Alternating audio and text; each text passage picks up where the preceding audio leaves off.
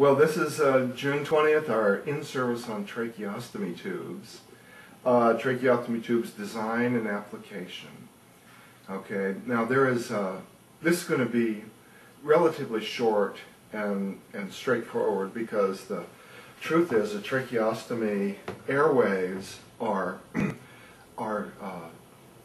they're many in number and many variations and varieties, and there are way too many for us to cover in a short period of time.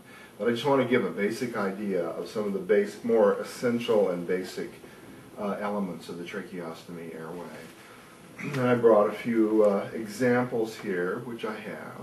And you can see from the outline it says indications for tracheostomy. And as you know, an indication is a medical term that means reason for or rationale for. So in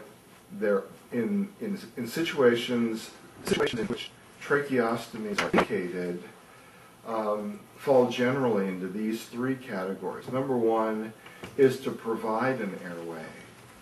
Some patients don't have the natural airway, or the natural airway is damaged or diseased to such an extent that a tracheostomy airway has to be provided. Otherwise, the patient is unable to breathe through his natural airway.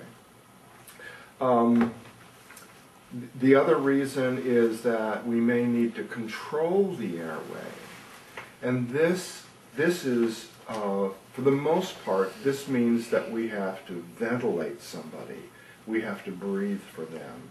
If we have to breathe for somebody who is terribly ill or traumatized, we may need to install a tracheostomy airway and ventilate them through that. And we need to have control over that airway.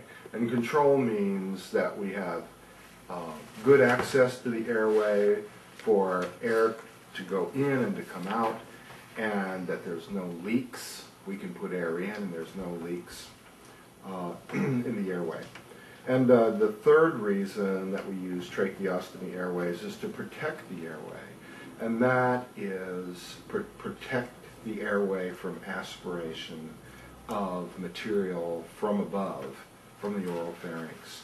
So it may be material that is just saliva, mucus secretions from the sinuses and nose, saliva. It can also be stomach contents, the vomitus, which comes up the esophagus, and then the first place it hits is the junction of the airway, the entrance into the lungs.